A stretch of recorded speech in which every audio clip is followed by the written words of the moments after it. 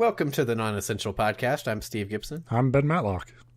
And I realize every week when we do the countdown to hit the record, all the behind-the-scenes stuff, that I do it like a different tempo each week. It's very hard. It's very hard to time a 3 to your 3 because you're always trying to, catch me. So it's like 1, 2, 3. 2, 3. It's like, fuck. So I don't even know why we do the countdown. I would have just as much luck trying to mash this shit up by sound here. Yeah. But that's behind the scenes. Welcome to the show.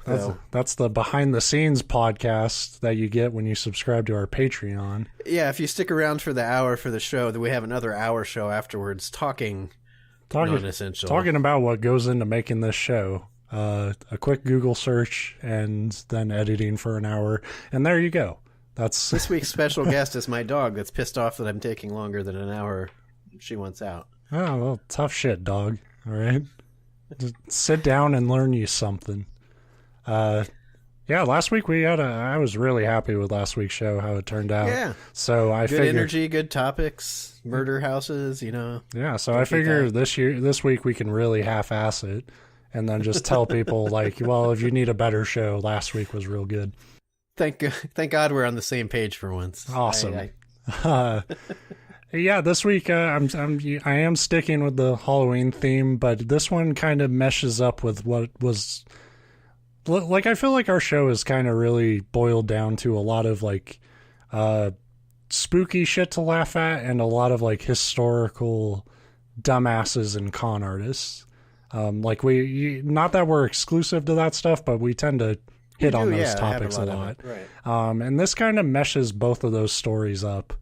Once again, basically this entire show for the month of October for my content is brought to you by WeirdUS.com. But I can't. This site is so fucking great. And I did one in the last one I did was from Florida, but I also did one from your state, and I figured it would only be fair to hit up Washington, where I'm from, to get a little to prove creepy. The entire country is weird. It's not just Ohio and Florida, although those are pretty high up there. Right, and this story is, if you want to talk about dumb shit that people believe. This stuff is a lot stupider in terms of the history and not in terms of the ghost activity. So let's just get into it. So across the Puget Sound from Seattle is the community of Olalla. It's an area known for its strawberries. As somebody who works in a grocery store and regularly deals with strawberries, get from fucked, Olalla. Yeah. I hate that fucking fruit.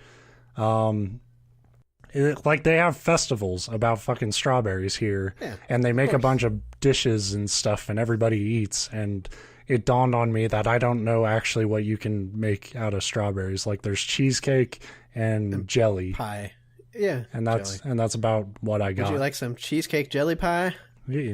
Actually, yeah. I totally would like that.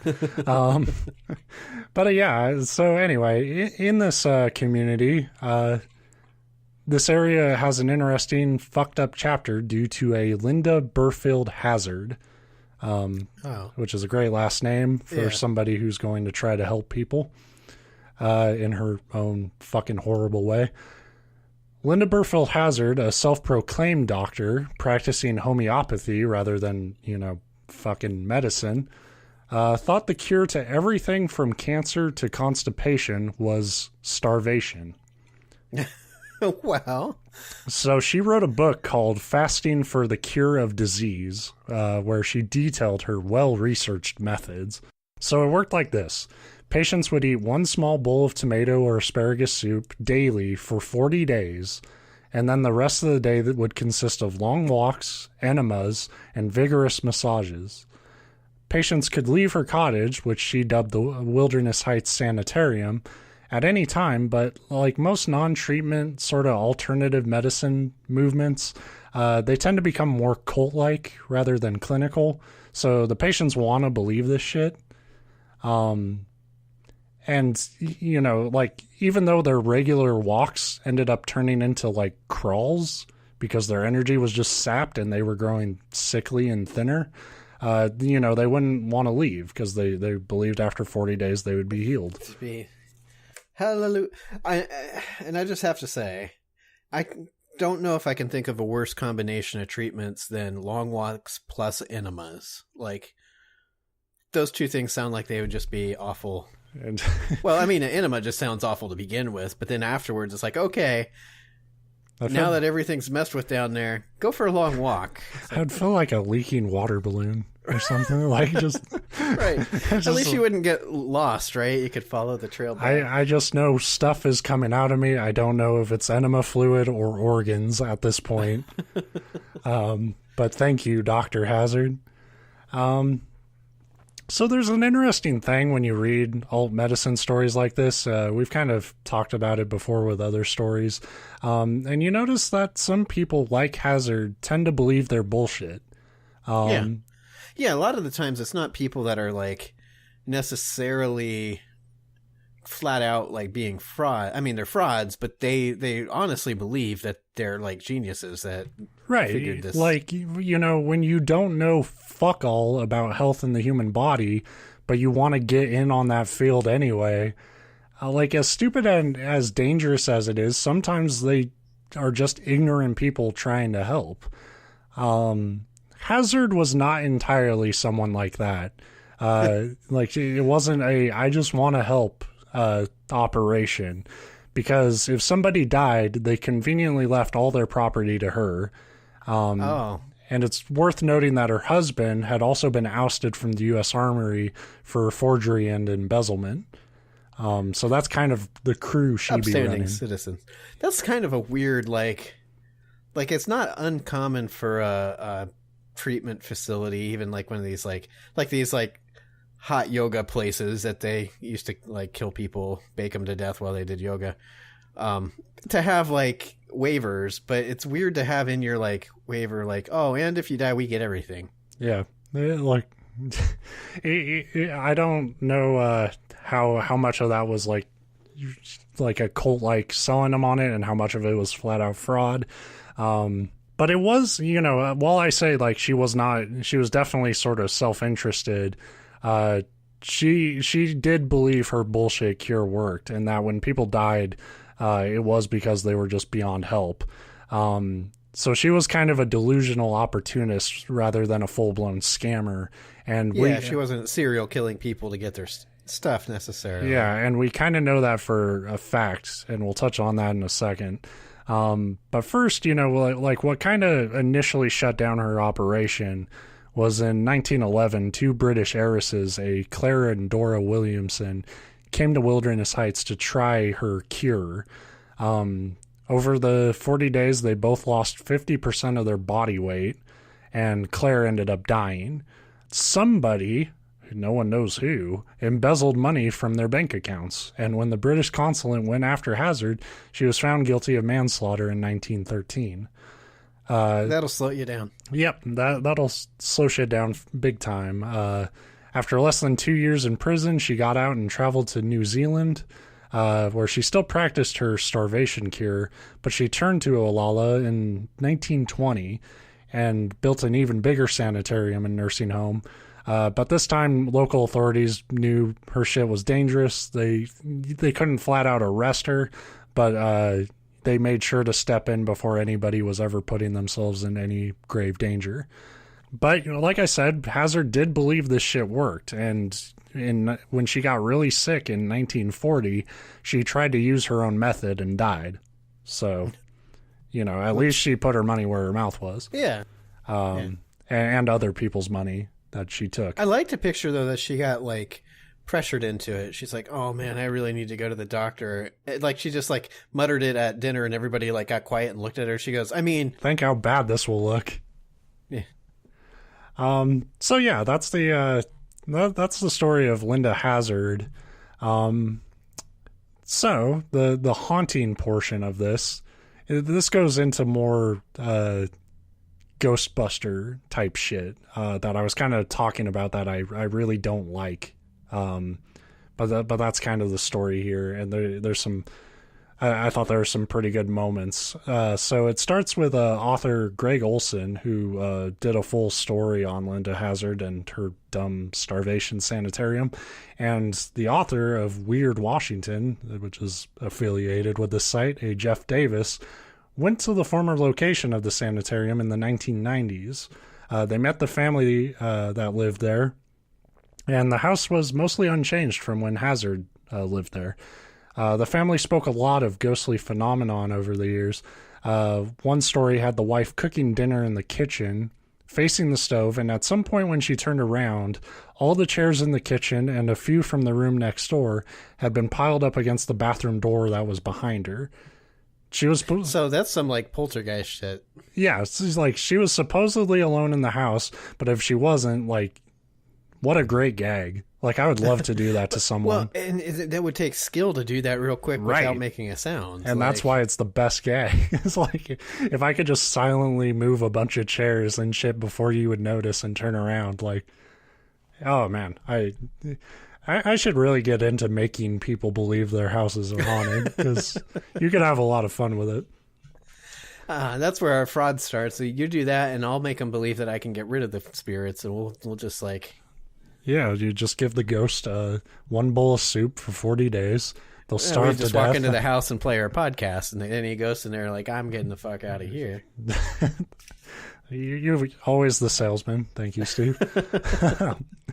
So Olson, skeptical but ever helpful, suggested that if there were any ghosts, the family might want to close off the bathroom where people once experienced enemas and hard massages, and where Hazzard did her half-assed autopsies.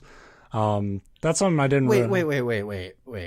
So they let this fake doctor woman, like, I get it. It's like, oh, we have a clinic and we don't really have the laws in place to not allow this, but they let her do autopsies. So here's, I forgot to mention this. It was a bullet point up here and it was kind of important. So that's my bad. So they estimate that between 24 and, potentially over 40 deaths happened under Hazzard's watch. One of the reasons that number isn't easy to nail down is because Hazzard was the attending physician for her patients. And as the attending physician, she did the autopsies. And she would just put their dead bodies over an ironing board placed above their bathtub. She rarely filed death certificates, and she even had a special arrangement with a discreet funeral home in Seattle for the burials. So she did not officially report how many people were dying due to her fucking starvation cure. So what would she tell the families? Be like, they never showed up. They weren't here. She would probably tell them they passed away, but like, it wasn't like the family was getting together, or the families were getting together and being like, wait, your people died too? Well, that's true. So it was, separate, and she wasn't like really reporting things to the authorities. So yeah, that was kind of important. Good job, Ben. You missed that note. So anyway, yeah, Olson was just like, well, if you think there are ghosts, probably don't go in that room. Because if there were any, that's where they would be. Well, one story involves a psychic who claims she saw many spirits of the Hazzard victims in the attic, too afraid to move even in death. She also supposedly burst into tears several times over the anguish she felt within the little house's walls. That seems to be all psychics do. Is like, if you ever watch any of those ghost shows that have psychics go in, they just go into places and cry. And it's like, oh, the energy levels. And it's like, I could go for a good cry pretty much every day of my life. So maybe I should get in on this, because they'll pay you to go cry somewhere. Darren Thompson, president of the Washington State Paranormal Investigations and Research, not a real like Washington organization, and we can just call them Ghostbusters, described that the organization visited Starvation Heights 3 times during 2005 and 2006. The first time, they divided into 3 teams, each with a psychic. To keep the destination a secret, they blindfolded the psychics and put them in separate cars. During the drive, technicians sat next to them and recorded every action and statement they made on video. Along the drive, two psychics felt they were going to some large institution having to do with medicine, which means they're wrong in every way because the cottage was not that big and it didn't have anything to do with actual medicine. Right, but that's a pretty safe guess. If you know you're with ghost hunters and they're going to take you to some abandoned place, it's like, it's school or hospital. Like, you got a 50-50 shot. But if you're a psychic, why not just play it safe and be like, I just sense a lot of tragedy. Yeah, a place with great suffering. Yeah, and obviously this place could have used any medicine at all during its heyday, so, good try, guys. So when they arrived, they took the blindfolds off and sent each psychic into the house alone. One psychic, named Merlin, walked up the stairs and saw a book. When she picked it up, she saw the title and yelled, "Oh no," and threw it back down. It was a copy of Fasting for the Cure of Disease, and that is exactly how I would react picking up a copy of Hazzard's dumb fucking book. Unfortunately, Merlin was just disappointed that this knowledge would taint her impressions of the house, though. Darren asked the owners about the book, but while they admitted they had a copy of it, they claimed to have hidden it away so nobody would find it. Again, another reasonable reaction to that dumb fucking book. One team recorded video where they claimed to hear a muffled, breathy voice saying, "Help me." But that wasn't recorded in the house. It was recorded by their car. Mics pointed at the car. And having never heard of this organization before, I'm going to assume they had somebody trapped in the trunk. Because, why would your car be haunted? Another team got audio from a nearby ravine where they thought Hazzard may have hidden bodies. And they claimed to hear a voice say, "Are you talking to me now?" And another voice saying something like, "Dig us up." During a second investigation, the team learned that the owners planned to tear the cottage down as they built a new house on the property. And so they quickly assembled a third overnight investigation. During this investigation, one man tried to relax in Linda Hazzard's room, the room where she died, in fact. It said that he went into a trance and seemed to be answering questions with heavy breathing and simple yes or no answers, which sounds an awful lot like somebody falling asleep. If you've ever talked to anybody who's dozing off, right? I'm not going to assume they're in touch with the spirit world. The team believes he was in communication with Linda Hazzard, still haunting the house, and according to him, she refused to leave and refused to let anyone demolish her home. How was she going to stop him, though? The cottage was demolished shortly after this investigation. Right. So, good try, Linda. There are some interesting legends that are just flat out false about Starvation Heights, though. One theory was that for every person Hazzard killed, she planted a tree. But where people thought all these trees were planted were actually all done by a completely different landowner. It wasn't even her property. I thought you were going to say, and that's how the whole state of Washington got their trees. And that's how we get our paper. Others believe that Hazzard killed several patients during her return in the 1920s. At her larger sanitarium, all that's left of that place is a concrete foundation and a rusting trash incinerator that people believed she used to burn the bodies. But authorities watched her really closely at this point when she was back, like I said, and anytime somebody seemed to be in danger, they would step in before any serious harm could be done. Now that the cottage is gone, there's not really too many stories of hauntings coming from that area. And in my opinion, this is a good thing because it means Hazzard will be remembered more for her dumbass ideas about health and rather than some spirit roaming around. Yeah, because when you're a spirit, even if you're an evil spirit, you kind of get idolized is the wrong word, but people think it's cool and yeah, people are gonna get bogged down in the legend of the cruel doctor or whatever. It's no, she was just a dipshit. That's why you don't just listen to somebody who doesn't know anything about health. And I'm always curious how they came up with their medical breakthrough. Like, you're just sitting at breakfast one day and it's like the eureka moment. Like, eureka! You can cure everything by starving yourself to death. It was probably like anything else where it's like, I'm so fucking sick, all I can eat is this soup. And then eventually you feel better and you feel like, oh, it must have been that once a day soup. Yeah. You know, and then you add on like massages, because who doesn't like a fucking vigorous massage and a good enema? Who was the poor person that had to give vigorous massages to emaciated patients getting enemas? Like, Just fucking bone at that point. Like, yeah. yeah. And it says that the massages actually hurt a lot because they were way too vigorous.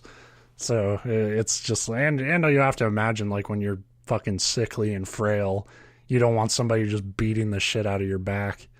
But yeah, you know, not a long story today, but I was really kind of just reading that and just like I love the idea of like that last investigation. And like, Right. and she said she'll do anything to protect her home and it'll tear it down.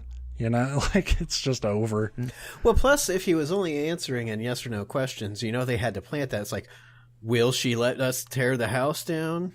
No. It's like, he said that she will do anything to... It's like, that's not what he said. Yeah. That's what I always like. I wish I believed in this shit a little bit, because I would totally join one of those paranormal teams and do those overnight investigations and just make sure you talk in your sleep a little bit. And like, you get a nice little nap, and like, and your team thinks like, oh my God, you were in contact with the spirit world. And then like, you're really important. See, I would want to join one of those groups, but for the long con. Like, make them believe you really believe in their stuff. And then like 3 years in during the investigations, be like, this ghost says your girlfriend's cheating on you. That's like, that's not a con. That's just mean. This is mean spirited. Like the con would be mean-spirited. The con is like getting a big TV deal, pocketing all the money, and then in the finale saying none of this happened. Or in the premiere, like, you get your advance up front. You just tell them, yeah, here's a show where we're going to pretend to be scared about ghosts. We already got paid to film it. Haha, fuck you. Yeah, I was really hoping, though, the one disappointing aspect of your story, I like it, but you started with it being a strawberry area, and I was hoping there'd be haunted strawberries, some, like... Yeah, the article, or at least the webpage, like, what they put on there, the reason they mentioned the strawberries so much is, like, to them, I'm sure they thought it was a very clever segue of being like, funny how this place that's known for eating a fuck ton of strawberries is also known for starving people to death. It is interesting to think of these people that are like going on their death marches and after starving for 40 days, and just like, I do like that mental image, picturing just fields and fields of strawberries around them, and they're like, Yeah, I love the idea of like people like watching these guys like crawl to their shops. And, like, that just has to be a normal part of their life, where it's just like, yeah, that's one of the Hazzard patients. They do this from time to, yeah, if they, stuff starts leaking out of them, they probably just had an enema. Just kick them off you, and, you know, hopefully they'll have the strength to go away. very Dark Soulsian. Just picturing all these like holloweds. Yeah. That's the thing. The best is when you consider the fact that people probably paid a lot of money for the privilege of being starved to death. If they didn't right away, they sure did after they were gone. Yeah. So, yeah, that's my topic, and then we can get back to, now that we're done with Halloween stuff for me, I can get back to Halloween stuff when it's not Halloween time next week. Right. Well, if you've listened to the last couple episodes, you know what I'm talking about already, and thank God this wraps it up. Because it's just getting exhausting. Oh, no shit. Here's part 3 of the Oliver Napoleon Hill saga. The final chapter. This will be pretty short too, because there's Uh, This is going to be bulk like of it we Friday got the through. 13th, where it's like they call this the final chapter, and then it turns out there's like eight more if there is, I episodes quit. about Ollie. Yeah, I'll just flip my desk and walk away.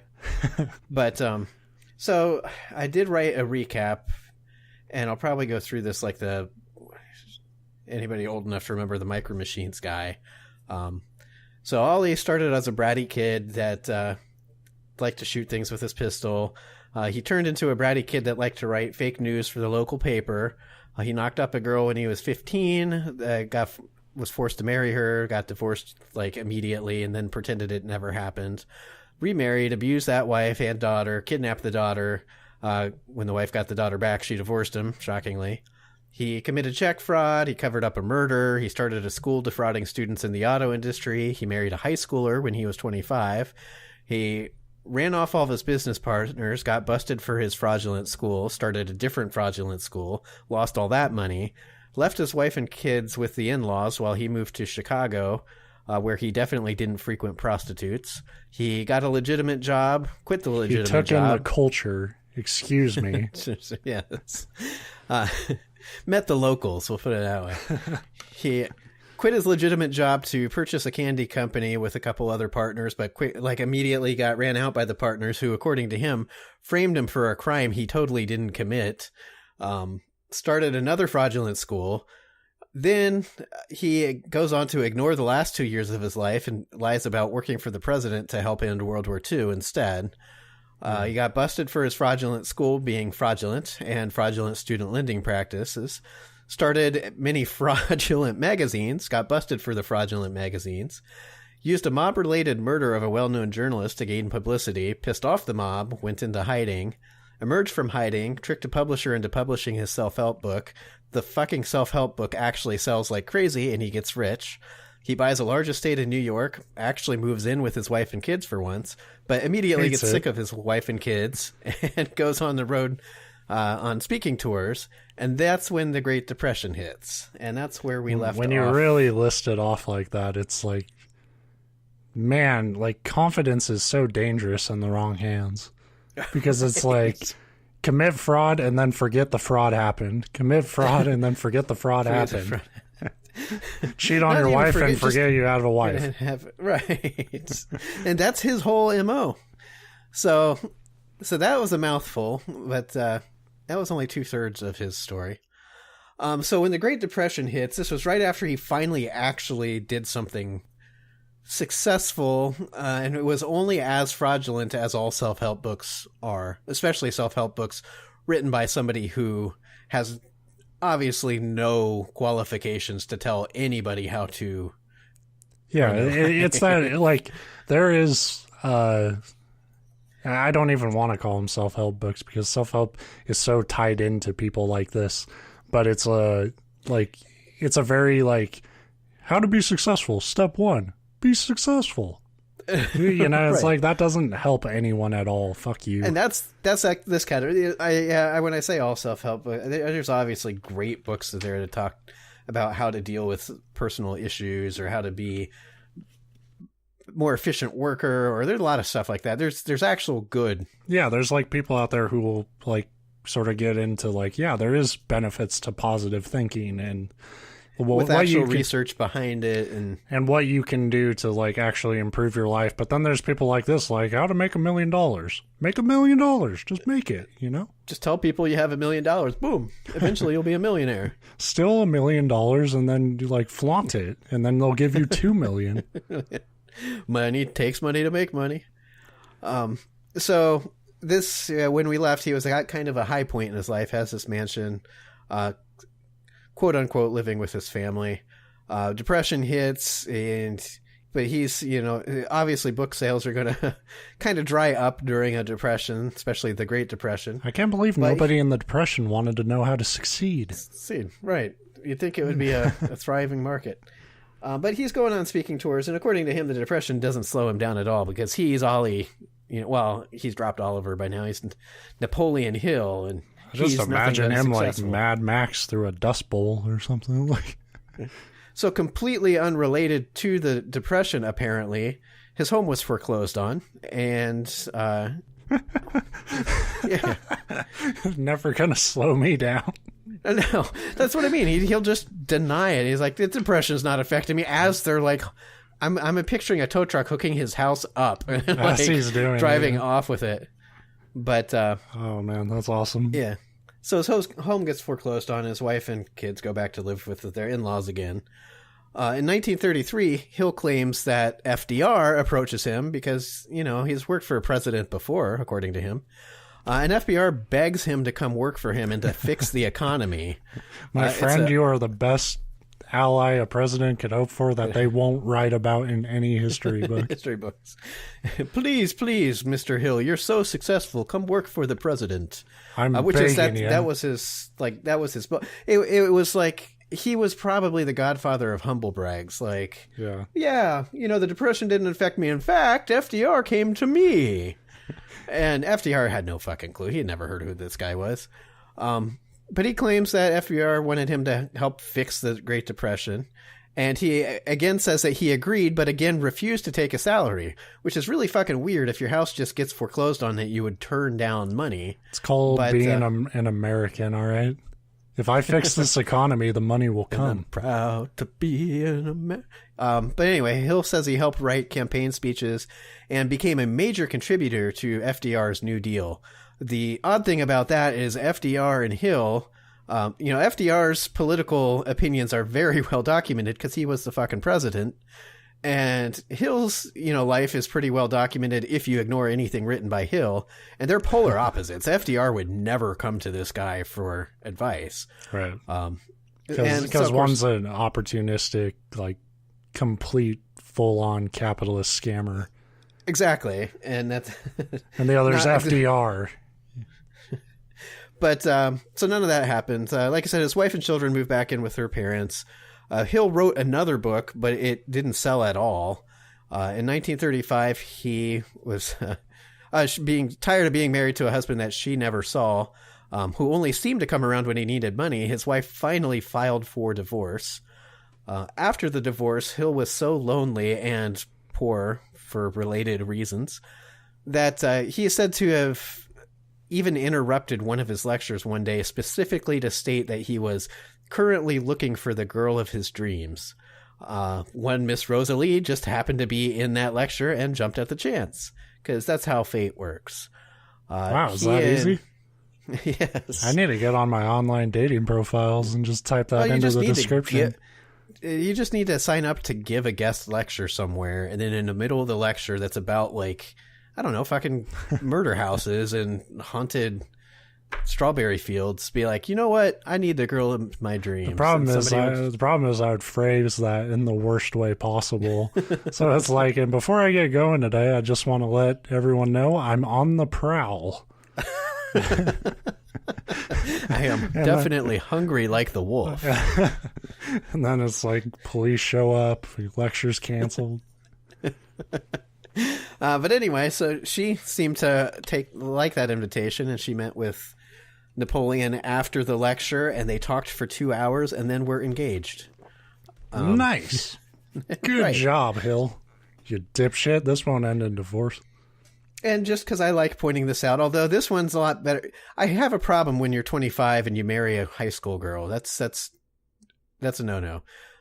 He liked them young. This girl was 29 and he was 53 at this point. But at least that's like not a creepy... It's creepy to me, but it's also like, if that's your thing, cool. Like, I'm not gonna...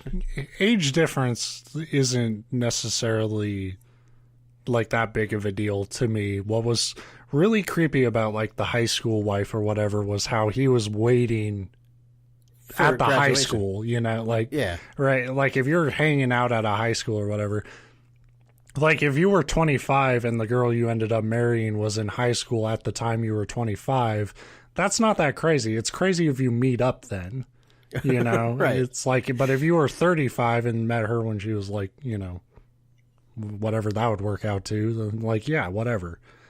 It's when you're like actually like stalking, prowling. Yeah. Prowling. No, that's a great word. I don't know why it was in my head. Hey. Anyway, so they got engaged and got married. The two began work on a new book called Think and Grow Rich. However, because neither had any money, they were forced to move in with Napoleon's son Blair. Which That's is a rap song. Yeah. Think and Grow Rich. Think and Grow Rich. But they moved in with his son Blair, which also happened to be the only one of his kids that would even talk to him. And his son and his son's wife, Vera. The four shared a tiny apartment in New York's Hell's Kitchen.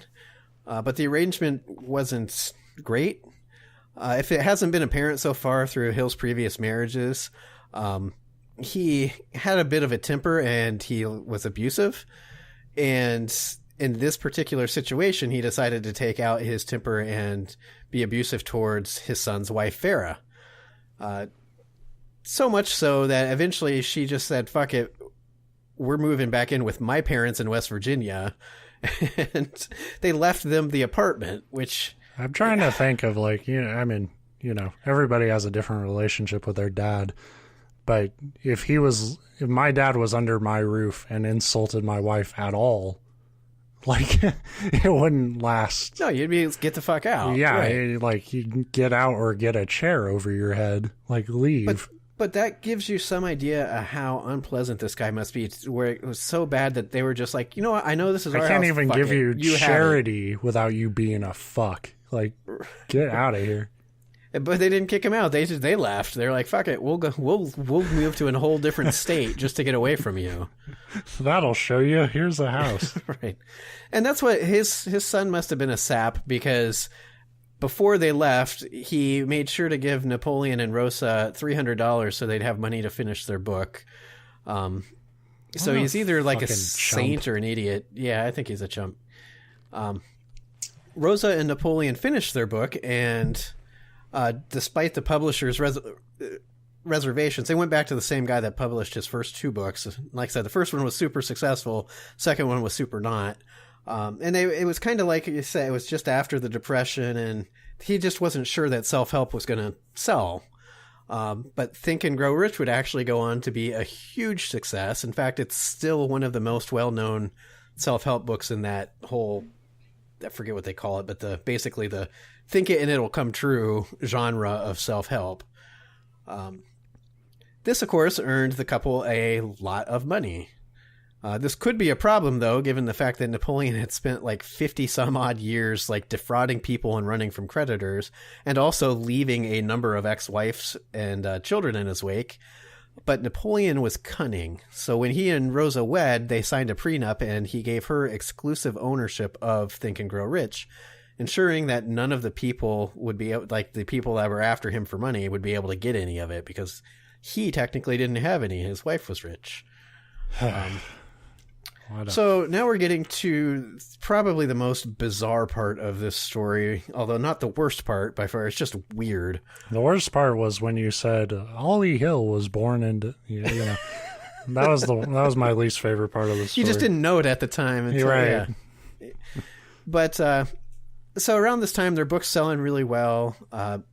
Napoleon and Rosa quickly blew through that money, of course, because people the only people worse with money than rich people are newly rich people.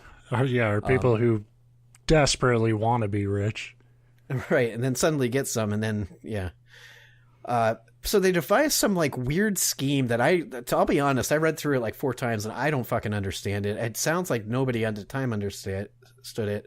But they publicly announced their intentions to adopt 15 African babies, which they described as a simple act of charity arising from the goodness of their own hearts. You have a trail of children you haven't taken care of yet. Why are you bringing they more left that into out of the this? brochure, shockingly. But apparently the story was something like they were overseas traveling and they saw this poor maid that couldn't make ends meet and her child was starving. And they thought, we should adopt these kind of kids to make sure that they grow up in a great household. It's or you could just give the woman some money. But that didn't cross their minds. So, but they made this big spectacle of it. There was newspaper articles and magazine articles about how they were going to adopt these 15, and I don't know where that number came from, babies. Although, I can take a wild guess at where that number came from. more likely than this being an act of charity, they were probably attempting some kind of tax fraud. Their filings that year did actually list 2 adopted children, never the 15 that they advertised they were going to adopt. And then the 2 children that were listed on the tax filing kind of go away. So it really seems like they adopted them for the taxes and then gave them back to the parents. Like, we're done now. Jesus. But I don't know for sure, but that seems the most likely scenario there. That's chapter 3 in any self-help book is to take babies, put them on forms, tax time, and put them on forms, and then give them back. Make sure you give them back by this date, otherwise you're going to have to claim them next. And pass that knowledge on to the adopted babies. Say, when you grow up, adopt some babies. So at the same time that all of this is going on, they became involved with the Royal Fraternity of Master Metaphysicians, which was a cult based out of New York, founded by a James Schaefer. It sounds like a Hogwarts organization. Yeah, but those are like the kids that they don't let actually come to Hogwarts. They're like, here, you're going to go to the vocational wizard school. It'd be like the first people that like Voldemort killed in those movies. It was just like these dipshits. So the core of the cult's belief was that anything in the material world could be obtained and affected simply through the power of thought, which fit really fucking well with Hill's Think and Grow Rich book, which was one of the cult's most revered texts. He's like, wait a minute, I bullshit like that too. Right. I imagine they reached out to him because he was something of a idol to them, because it fit, his book fit right in their core beliefs. Right. At one point, this cult boasted upwards of 10,000 members, and it was certainly a weird cult, but they were also mostly harmless. Like, the authorities were aware of them, but there was nothing. It wasn't like Jim Jones where they're mixing up the punch in the back room or anything. They had these oddball, stupid beliefs, but they weren't abusing like their members per se or anything like that. The cult, though, when I say they were weird, they were really fucking weird. They got their most attention when they announced to the world their plans to raise a immortal child. So the cult adopts a 5-month-old girl named Jean Gaunt. And their argument was that anybody could be immortal so long as they thought hard enough about it. So by starting with a baby like from scratch, they'd be able to achieve this desired result. So presumably they were just going to like tell the baby their whole life that they're immortal and to constantly like meditate on being immortal, and it was going to work. That is a fucking Dark Souls boss. The immortal baby. Jean Gaunt, the immortal. So, but of course, Napoleon and his wife Rosa were named the baby's godparents, so that's how they're tied into this whole weirdness. But eventually the popularity of the cult started to fade because it's fucking weird. People are like, when are we going to drink Kool-Aid? We're like, I've been thinking about stacks of money for weeks. Where is it? That when your claim is something like that, eventually people are going to start realizing, hey, this isn't working. So yeah, it was a mixture of that. There were allegations that Schaefer was taking advantage of the wealthy members to swindle them out of their money. The immortal baby's mother would come forward and claim that she was coerced into giving the baby up for adoption. They basically forced her to give her up for adoption, and the courts decided yes, they did, and they gave her custody back. So much for the immortal baby. Although I'll give the authors credit. He said that as far as he could tell, that she's still alive. All right. Well, that proves it. Granted, she wouldn't be all that old at this point, but so eventually Schaefer got sued from people that he had taken loans from and never paid back. He was selling uncertified stocks in the church for like $100 to $400 a share. Can you imagine? Sorry to interrupt, but like throughout this story, there's just so many like, and he got sued, and then for this and this, and it's like, admittedly, I'm not that old, but like the idea of being sued for something is so fucking scary to me. Right. And this is just something that's like, this happened last week. Right. Like, it's like on a yearly basis, they have some huge fucking court thing to deal with. Yeah, I imagine that if this happened in the age of Judge Judy, he would just have a permanent spot on the show. Like Thursday would be Napoleon Hill Day or something. I would love to see Judge Judy deal with Napoleon Hill. And this fucker's back. What do you want? I imagine he would, the way that he is such a, like, just to deny it, be like, the plaintiff says you took money for that. No, I didn't. Like, no. But yes, you did. And you're like, no, I didn't. I was working with President Trump to solve world hunger. I was with Batman working on a new Batmobile. She'd just lose it and beat him to death with a gavel. But she would have the bailiff do it. That's true. But anyway, this wasn't him being sued. This was the founder of the cult, this Schaefer. Right. But all these things that he's being sued for are very similar to things that Napoleon Hill, who was very close with this guy, has been sued for in the past. So you can imagine there was some guidance behind the scenes. Just pretend the last 3 years didn't happen. You'll be safe. I say the killing blow would actually come when he convinced one of his wealthy members to invest her money to start up a new magazine publication, and then he pocketed the money instead. And that's just Napoleon Hill all over. By this point, Napoleon Hill has had probably upwards of 100 different magazines that he had started and folded. And they were all just like scams, various like membership or informational scams or both. But anyway, that was the final straw. He got convicted of that and is sentenced to 5 years in prison. During his appeal, he'd outlined how the whole thing had indeed been Hill's idea, but the appeal was denied for some...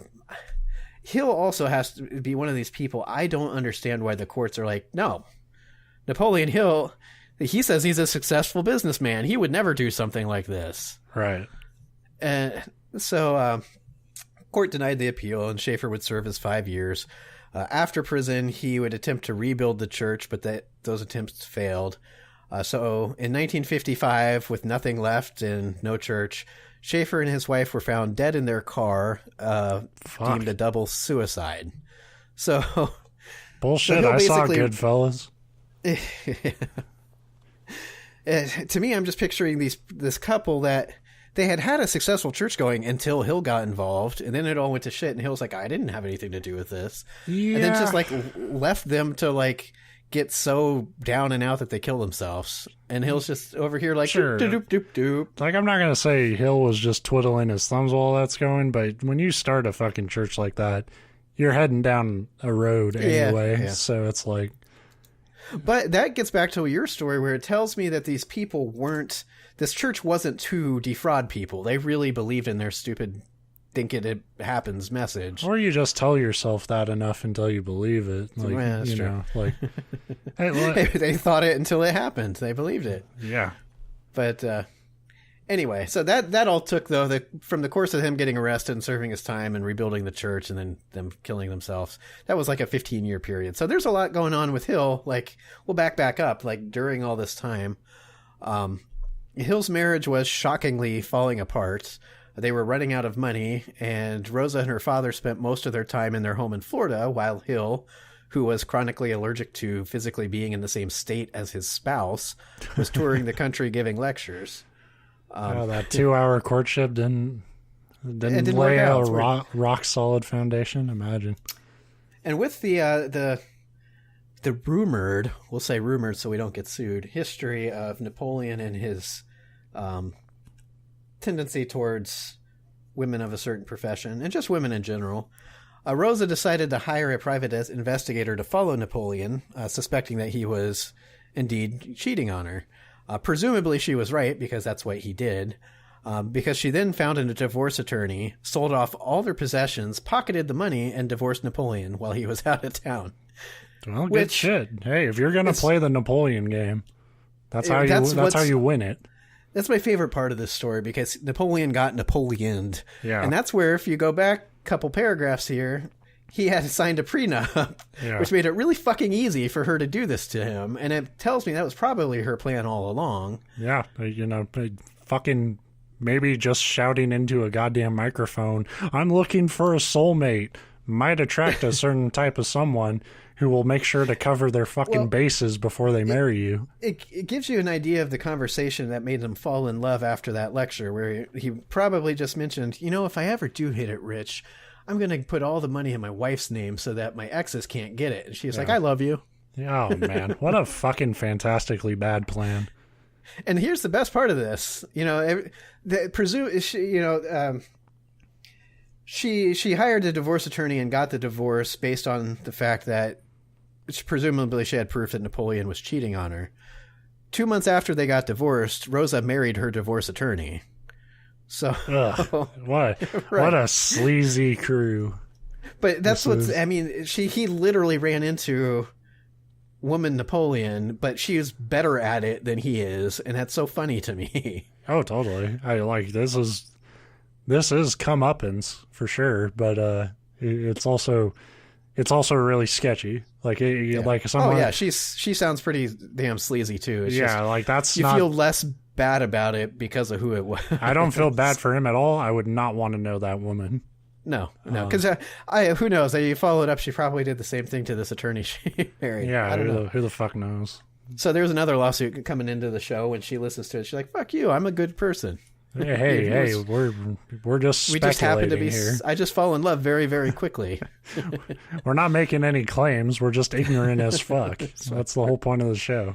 So the rest of this is just the rest of Hill's life after Rosa, which goes on a frustratingly long amount of time. I agree. As I said last week, he lives way too long. Right.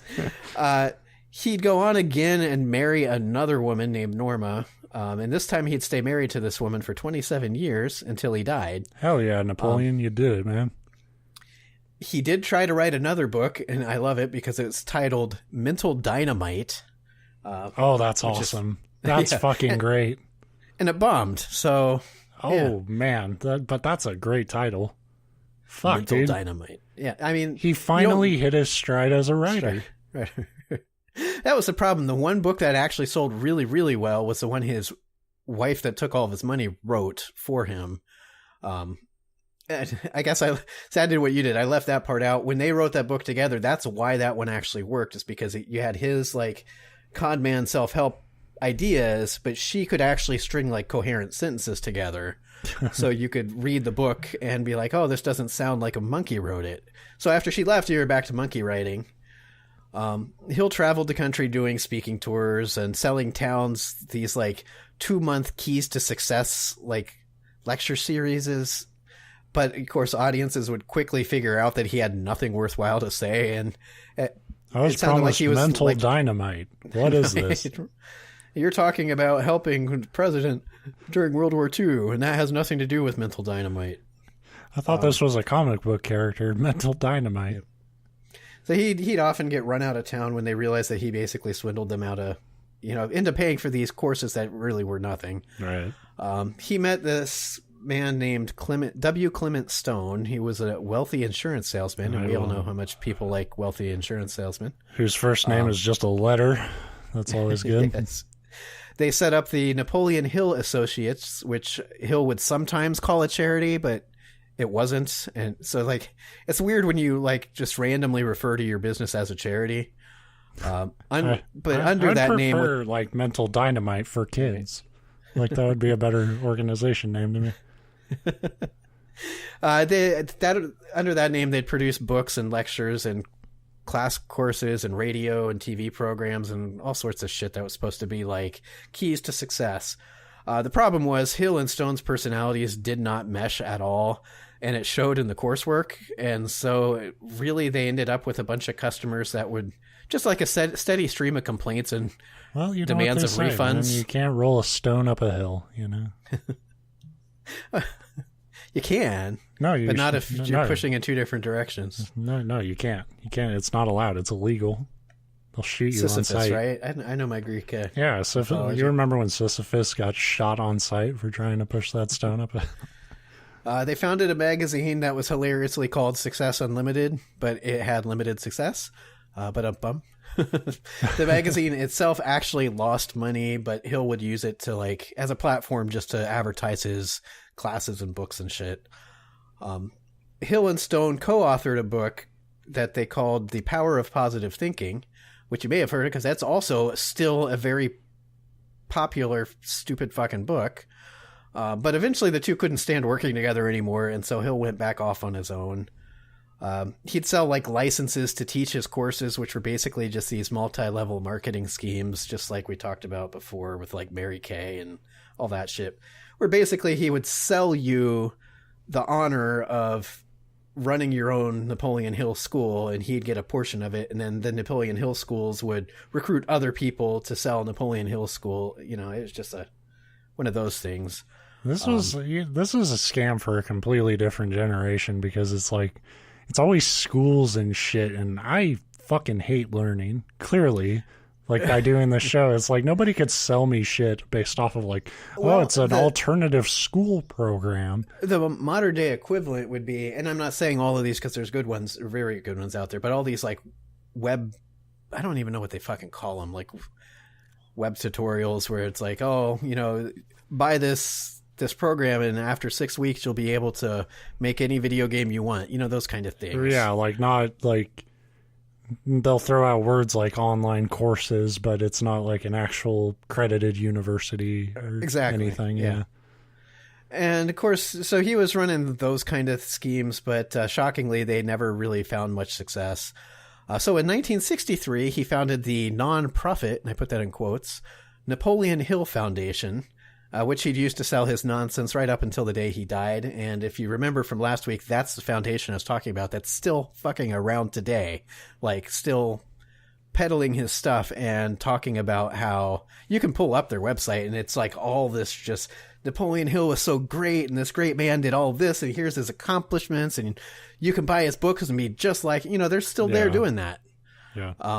But it was a quote unquote nonprofit foundation, and I'm sure they still to this day don't make a it's pretty crazy what they latched onto, because you like I'm not surprised that this foundation latched onto his whole image as like it's to sell, it's salesmanship stuff. So like and everything about his life was like rewriting it so that it was more profitable for him. So and there's some very real lessons to learn in all this about how far just bullshitting your way through life can get you. Sure. So I'm not really surprised by that. I'm a little surprised that like there is not like one positive spin on like the actual facts. No, but they buy into all his fake, like, right. I'm sure they would insist that he actually met with FDR and Woodrow Wilson. And right, but you would think like you could latch on to any other fucking name in human history. And with like, and there would be more of an upside. Like right. Instead, it's like I might as well fucking start the Spider-Man Foundation because Peter Parker was a good guy. So they're still around, and his books are still popular. And I don't know if you remember this, but back in 2006, there was a book that came out called The Secret that, thanks to Oprah, became like this obnoxiously like. Even at the time, it made me want to puke every time I heard people talking about it.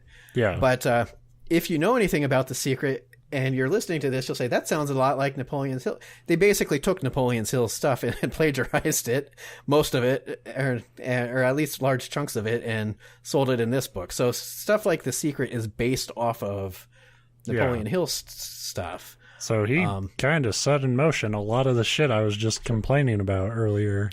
Yeah. As far as the shitty self-help trash genre. Exactly. A lot of it is literally based off of his work. That's why, like I said, he's considered one of the like founding fathers of the like think it, be it, whatever movement. Yeah. When you wish upon a star method of happiness.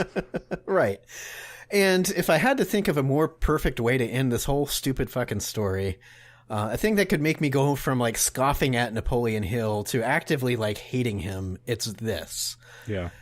In 1952, when Hill was still working with Clement Stone, the wealthy insurance guy, the two helped a man named Norman Vincent Peale write a book called The Power of Positive Thinking. It's a dumb book, and it's still well known for some dumb fucking reason and still highly regarded today. But then again, so is Napoleon's Think and Grow Rich. But anyway, if over the course of these 3 weeks, the story of a bloviating, self-aggrandizing, utterly hopeless, morally despicable, serial lying cheat and fraud has reminded you of somebody else, which it probably has, there's a reason for that. this Norman Peale that wrote this book with Hill and based off of those just happened to be the pastor of one young Donald motherfucking Trump. So, Gross. in other words, the very stable genius who America elected because he's such a great business guy, even though he's really fucking terrible at business, likely formed much of his cunning businessmanship on the bullshit that Oliver Napoleon Hill invented. God damn it. Yep. How far bullshit can get you, man. We're the worst. Why? We don't need a fucking take America out. We don't need it. It's depressing. It's aggravating. Like, you go through this. I'd never heard of Napoleon Hill, and when I started doing him for doing this story for this quote, I didn't do it because I knew that there was going to be this weird link to Trump, which we don't get too political on this show, but I will say I am not a fan of. Sorry, guys, we hate Trump. That's not. Yeah, I don't think we're breaking the internet by being another podcast that doesn't like that dipshit. Right. But and then you get to this point, like as you're going through this guy's life, you're like, God, that sounds familiar. And we basically fucking elected Napoleon Hill. Well, I was kind of. We were kind of talking earlier in the week, like, do we need to do a Halloween episode or anything? And I kind of made an effort to make sure my stuff kind of stayed in that ballpark of like silly, spooky shit. But you want to know what's really fucking creepy is how bullshit connects like that throughout history. Right. Like, that is so fucking unnerving to me. That this dipshit's philosophy connects to Trump's philosophy, and that is at the fucking peak of America right now. And it's like, man, this whole America experiment has failed. Like, this is not what was supposed to happen. Right. And then the whole, I haven't had this since he got elected, but I mean, if you ever had any of this thought, like, well, maybe things will turn around. No, they fucking won't. Not if we keep down this. If these are the blueprints that we're following, we're screwed. They don't work. Because if you're like, positive fucking thinking self-help bullshit is all self-centered and stuff, then imagine that, like, selfish people are going to rise to the top. Right. That is really fucking unnerving. And like I said, the link is that Donald's pastor wrote this book, which is the same fucking thing, and the guy had actually worked with Napoleon Hill to write this book. I think it's pretty damn apparent when you look at Trump and how he operates that, yes, he buys into. I guarantee he hasn't read these books because I'm pretty convinced that he can't read. But you get that messaging, like you get that. Like, that message gets sent to you whether you read the book or not, because it's what people like Trump and that he's hanging. Yeah, the people he's around are reading it, and that's how they. Right. That's what they want to hear to begin with, because it's this like virtue of selfishness bullshit, and it's like to help yourself, you have to only want to help yourself. Man, fuck that. That is a great. Terrible ending to a terrible story. And that's the only thing that kept me going, because this part 3 of it was his later in life, where it just kind of fell into this boring repetition of, well, I'm going to try this fraud. Well, that didn't work. I'm going to try the same fraud again. That didn't work. Yeah. But you had that Rosa leaving him in a way that was great. That's the only upside. Terribly great. That's the only upside. Like the damage that people like this do. Remains. It clearly remains for a long time, but you can take some solace in like that on an individual level. Usually these people fall apart, on some level. Like, something comes back and bites them in the ass. Well, obviously not as much. It goes back to your story where you have fake medicine, and if you're relying on that, you're standing on a boat that has no, like bolts in the hull or something. I'm terrible at it. It will not sustain itself, but you're the one that's going to sink with it when it goes down. Right.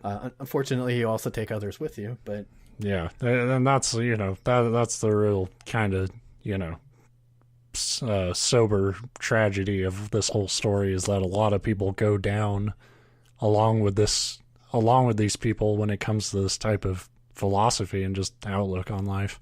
Yeah, and Napoleon certainly left a wake of him.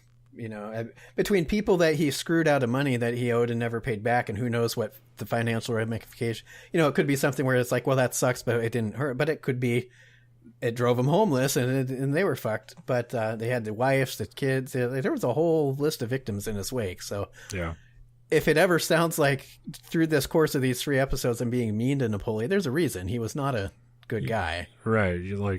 There. I went the first part of this story just like, I'm pretty sure all my commentary was just I hate him. Right. and there's like reasoning behind that. But yeah, I appreciate you diving into that for 3 straight weeks. That had to suck. Yeah, and again, I already closed my notes because I'm so ready to be done with Napoleon. Just shake him off. But it'll be in the sources if you are interested. This 3 frickin' part look at Napoleon Hill is still an abridged version of it, and the article that I link is just, it's like I say, I can't think of his name off the top of my head, and I closed it.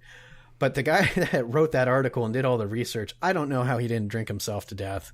No. But it's a very good article, and if you, I highly recommend checking it out if you're interested in reading more about him. But I think we got the gist of who this guy was, and yeah. So I say gist, a 3-part gist. I know I need a fucking drink now. Yes. So yeah, I could use some food too, because I'm not trying to cure any ailments. So I'm not. That's my cure for 40 days. Eat a pizza every day.